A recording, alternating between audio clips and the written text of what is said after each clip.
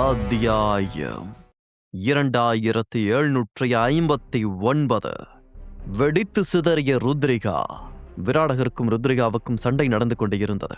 கபிலன் விராடகரை கொல்ல திட்டமிட்டான். செம்மணி மருகேந்திரரை கபிலனுக்கு உதவுமாறு வற்புறுத்தினாள். விராடகரின் கையில் இருந்த போர்க்கொடி மீண்டும் மீண்டும் வியூகத்தின் மீது கொடூரமாக தாக்கியது. இறுதியில் வட்ட வடிவில் அமைக்கப்பட்டிருந்த அந்த வெண்கல மணிகள் அனைத்தும் நாலாபுறமும் சிதறி ஓடின. ருத்ரிகாவின் வியூகம் அடியோடு உடைந்தது. அந்த நீலப்புணர்வாழை பறவையின் நிழல் உருவம் ஒரு சோகமான அலறல் சத்தத்தை வெளிப்படுத்திவிட்டு பச்சை நிற புகையாக மாறி அந்த வெற்றிடத்திற்குள் மறைந்து போனது. ருத்ரிகா தன் கைவசம் இருந்த ஒளிப்பாவக வித்தையை பயன்படுத்தி போர்க்களத்திலிருந்து மிக வேகமாக பின்வாங்கினாள். இருந்த போதிலும் விராடகரின் போர்க்கொடியின் ஒரு கூர்மையான முனை அவளது உடலின் மீது பாய்ந்தது. அவளது முதுகில் ஒரு ஆழமான வெட்டுக்காயம் ஏற்பட்டது. அவளது உடல் இரண்டாக வெட்டப்படும் அளவிற்கு அந்த காயம் கொடூரமானதாக இருந்தது. அவள் தன் ஒட்டுமொத்த ஆற்றலையும் இழந்து நின்றாள். அவளது முகம் சாம்பல் நிறமாக மாறியது. முதுகில் துவங்கி இடுப்பு வரை நீண்டு இருந்த தன் காயத்தை அவள் தன் கைகளால் பலமாக அழுத்திக் கொண்டாள். அவளது தெய்வீக உடலமைப்பால் அந்த காயம் மிக விரைவாக குணமடைந்து பழைய நிலைமைக்கு திரும்பியது. கபிலா, விராடகர் உன்னை இப்படியே விட்டு விடுவார் என்று நினைக்கிறாயா? அவர் இன்று இங்கே சாகவில்லை என்றால் உனக்கு நரகலோகத்தில் வாழ இடமே இருக்காது என்று ருத்ரிகா தன் ஆன்மீக ஆற்றலின் மூலம் கபிலனின் காதுகளில் மட்டும் கேட்கும்படி ரகசியமாக பேசினாள். கபிலன் எவ்வித பதற்றமும் இல்லாமல் மிகவும் அமைதியாக காட்சியளித்தான். அவன் ருத்ரிகாவை பார்த்து, அதை பற்றி எனக்கு எவ்வித கவலையும் இல்லை ருத்ரிகா. நிலைமை மிகவும் மோசமானாள். நான் தேவாலாவின் இளவரசி ரத்னவதியின் கணவனாக மாறி அந்த தேவாலாவின் மருமகனாக இருக்கையில் ஏறி அமர்ந்து விடுவேன். மார்க்க தேவாலயத்தால் கூட என்னை ரத்னவதியின் கையிலிருந்து பறிக்க முடியாது. அதன் பிறகு நான் என் வாழ்நாள் முழுவதும் மகிழ்ச்சியாக வாழலாம். ஒரு பாசமான பெண்ணின் நிழலில் அமர்ந்து சொகுசாக வாழ்வது ஒன்றும் மோசமான விஷயம் இல்லை. ஒருவேளை நீ உன்னுடைய நண்பயண திசை காட்டியை என்னிடம் ஒப்படைக்க சம்மதித்தாள். நான் கானக களத்தின் இந்த இரண்டு பெரியவர்களையும் சம்மதிக்க வைத்த உன்னோடு சேர்ந்து இந்த விராடகரை கொன்று குவிக்க உதவி செய்வே என்று கூறினான். இந்த இக்கட்டான சூழ்நிலையிலும் நீ என்னிடம் பேரம் பேசுகிறாயா என்று ருத்ரிகா கோபத்தில் கொதித்தெழுந்தாள். கபிலன் அவளை பார்த்து, நீ தேவையில்லாமல் என் மீது குற்றம் சுமத்துகிறாய் ருத்ரிகா.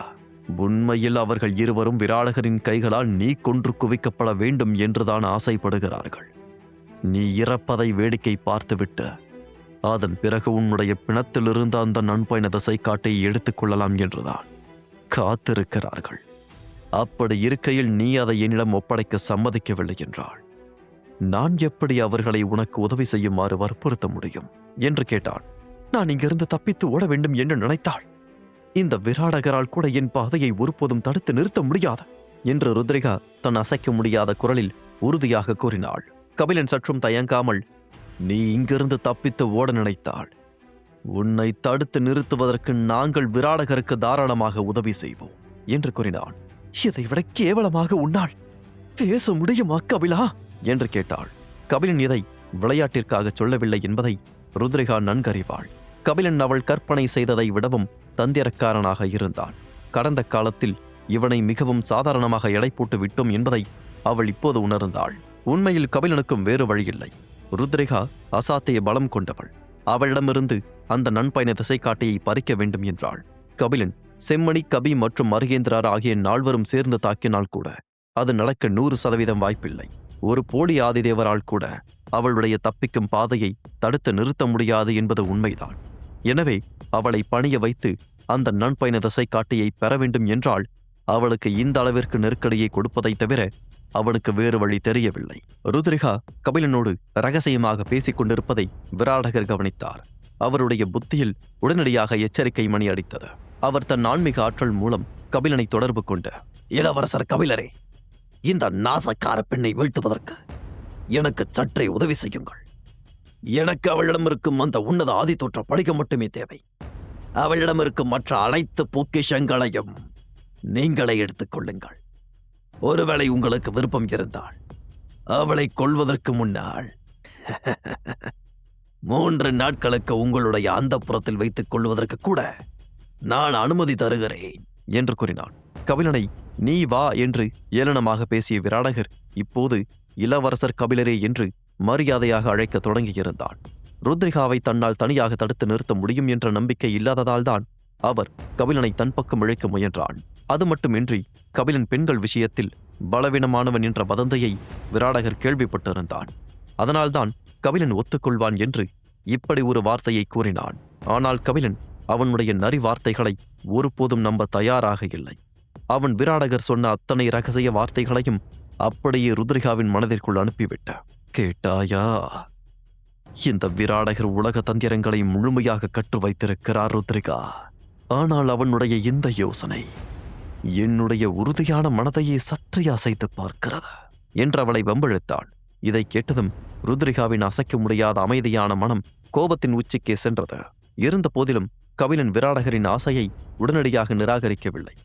ஏனென்றால் ருத்ரிகாவோடு கைகோர்த்து விராடகரை கொள்வதாக இருந்தாலும் சரி, அல்லது விராடகரோடு சேர்ந்து ருத்ரிகாவை வீழ்த்துவதாக இருந்தாலும் சரி, இரண்டுமே புலியின் வாளோடு விளையாடுவதற்கு சமம் என்பதை அவன் நன்கறிவான். இதில் ஆபத்துகள் அதிகம். அதே நேரத்தில் இரண்டு பக்கமும் லாப நஷ்டங்களும் இருந்தன. ருத்ரிகாவோடு கைகோர்ப்பதுதான் கபிலனுக்கு அதிக லாபத்தை தரும். ஆனால் அதில் ஆபத்து மிக அதிகம். என்னதான் அனைவரும் ஒன்று சேர்ந்து தாக்கினாலும் தெய்வீக நிலையிலிருக்கும் ஒரு போலி ஆதிதேவரை கொன்று குவிப்பது என்பது சாதாரண விஷயம் அல்ல. ஒருவேளை விராடகர் இங்கிருந்து உயிர் தப்பி ஓடிவிட்டாள், அதன் பிறகு ஏற்படும் விளைவுகளை யாராலும் தீர்க்க முடியாது. கபிலன் தன்னோடு கைகோர்க்க ஏன் தயங்குகிறான் என்பதை ருத்ரிகா துல்லியமாக புரிந்து கொண்டாள். தன்னால் விராடகரை கொள்ள முடியுமா என்ற சந்தேகம் அவனுக்கு பிறந்திருக்கிறது என்பதை அவள் அறிவாள். அவன் தன் பலத்தை மதிப்பிடுவதற்காகவே இத்தகைய பேரத்தை முன்வைக்கிறான் என்பதும் அவளுக்கு தெரிந்தது. எனவே இந்த போலி ஆதிதேவரை கொள்ளும் பேராற்றல் தன்னிடம் இருக்கிறது என்பதை அவள் கபிலனுக்கு நிரூபித்து காட்ட வேண்டிய கட்டாயத்திற்கு தள்ளப்பட்டாள். அப்பொழுதுதான் இந்த பேரத்தில் அவளால் தன் ஆதிக்கத்தை செலுத்த முடியும். ஆதி தோற்ற ஸ்தூபி என்று ருத்ரிகா கர்ஜித்தாள். ருத்ரிகா வெற்றிடத்தில் தன் இரு கரங்களையும் காற்றில் உயர்த்தியபடி மிதக்க ஆரம்பித்தாள். அவளுடைய சரீரம் முழுவதும் ஆதி தோற்ற ஒளி பிரகாசமாக மின்ன ஆரம்பித்தது. அதைத் தொடர்ந்து அவளுடைய உடலிலிருந்து கோடான கோடி ஆதி தோற்ற விதிகள் வெளியே பாய்ந்தன. அவை விண்வெளியில் ஒரு மாபெரும் புயலைப் போல ஒன்றோடு ஒன்று பின்னி பிணைந்து எவராலும் ஏறிச் செல்ல முடியாத ஒரு பிரம்மாண்டமான மலையைப் போல உருவெடுத்தன.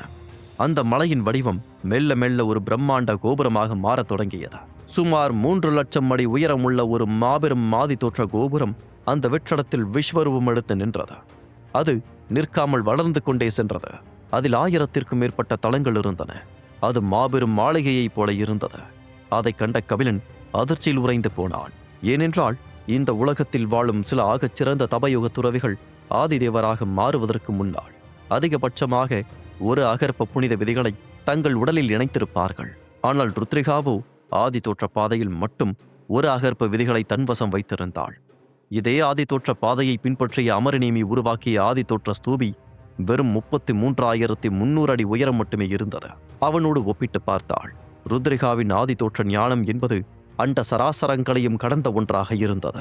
அவள் தன் ஆதி தோற்ற கோபுரத்தில் இன்னும் ஒரே ஒரு தளத்தை மட்டும் உயர்த்த இருந்தால் போதும். அவளுடைய ஆதி தோற்ற ஞானம் ஒரு ஆதிதேவரின் மனப்பக்குவத்தை எட்டிவிடும் என்று செம்மணி வியப்பின் உச்சத்திற்கே சென்று கூறினாள்.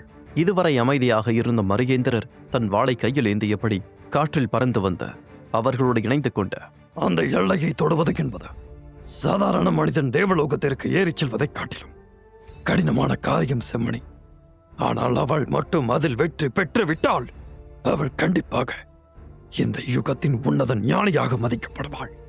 அந்த தருணத்தில் அவளுடைய பலம் நம் பழைய பேரரசி மித்ரலேகாவிற்கு நிகராக இல்லாவிட்டாலும் அவளுக்கு மிக நெருக்கமான ஒன்றாக மாறும் என்பதில் எவ்வித சந்தேகமும் இல்லை என்று கூறினார்.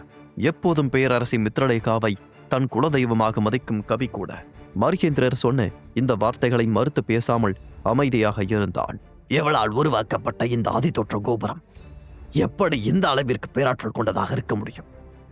ஒருவேளை இவள் இந்த ஆதி தோற்ற நிக்கூடத்தை முழுமையாக தன் வசப்படுத்த இருப்பாளோ என்று விராடகரின் மனதில் ஒரே நேரத்தில் பேராசையும் அதே சமயம் ஒரு மாபெரும் பயமும் சேர்ந்தே உதித்தது. அவள் கைவசம் இருக்கும் அந்த ஆதி தோற்ற நிக்கூடத்தை பறித்து கொண்டு நேராக ஆதி தோற்றமிடத்திற்கு சென்று அங்கிருக்கும் பிரபஞ்ச பொக்கிஷங்களை சுருட்டினாள். தன்னால் ஒரு உண்மையான ஆதிதேவரையே எதிர்த்து போரிடும் உன்னத போலி ஆதிதேவராக மாற முடியும் என்று விராடகர் பேராசை கொள்ள ஆரம்பித்தான். ஆனால் ஆதி தோற்ற நிக்கூடத்தை தன் வசப்படுத்தி இருக்கும் ருத்ரிகாவை வீழ்த்துவது என்பது அத்தனை சாதாரண விஷயமல்ல என்பது அவனுக்கு தெரியும். விராடகர் தன் உடலுக்குள் இருந்த கொடூரமான மரண சக்தியை முழுமையாக இயக்கினான். அவன் தன் முதுகில் இருந்த 2 போர்க்கொடிகளையும் ஒரே நேரத்தில் கைகளில் எடுத்து தனக்கு முன்னால் 2 பலத்த பாதுகாப்பு வளையங்களை அமைத்துக் கொண்டான். பின்னர் ஒரு விசித்திரமான முத்திரையை உருவாக்கி, ஆன்மாவை ஒடுக்கும் ராட்சதன் என்று விண்வெளியை அதிரும்படி கர்ஜித்தான். அவனது உடலைச் சுற்றியிருந்த அடர்ந்த தெய்வீக மேகங்களிலிருந்து ஒரு மாபெரும் மரக்க எலும்புக்குட்டி நிழல் உருவம் வெளிப்பட்டது. அது நேராக பாய்ந்து சென்று 3 லட்சம் அடி உயரமுள்ள அந்த மாபெரும் மாதி தோட்ட ஸ்தூபியின் மீது கொடூரமாக மோதியது. அவ்விரு பேராற்றல்களும் மிக உக்கிரமாக மோதிக்கொண்டன.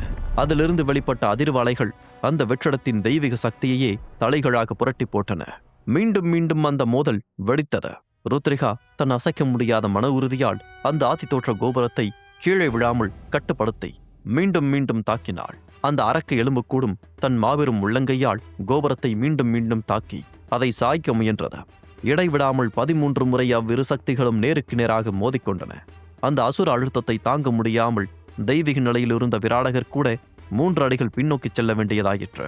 அவருடைய கண்களில் பேரதிர்ச்சி குடியேறியது. ஆனால் ருத்ரிகாவின் அந்த உன்னத உடலமைப்பால் இவ்வளவு கொடூரமான மோதல்களையும் அதனால் ஏற்படும் அழுத்தங்களை தாங்கிக் கொள்ள முடியவில்லை. அவளது ஒட்டுமொத்த சரீரமும் கண்ணாடியில் ஏற்பட்ட விரிசல்களைப் போல பிளவுகளால் நிறைய தொடங்கியது. இருந்த போதிலும் அவளது மனதிலிருந்த அந்த போர் வெறியும் அசைக்க முடியாத உறுதியும் அங்கிருந்த அத்தனை பேரின் ஆன்மாவையும் முழுக்கியது. அந்த சமயத்தில் 14வது மோதல் அரங்கேறியது. இந்த முறை ருத்ரிகாவால் அந்த அழுத்தத்தை தாங்கிக் கொள்ளவே முடியவில்லை. ஒரு பயங்கரமான சத்தத்தோடு அவளுடைய ஒட்டுமொத்த உடலும் சுக்குநூறாக உடைந்து எண்ணற்ற துகள்களாக வெற்றிடத்தில் வெடித்து சிதறி மறைந்தது.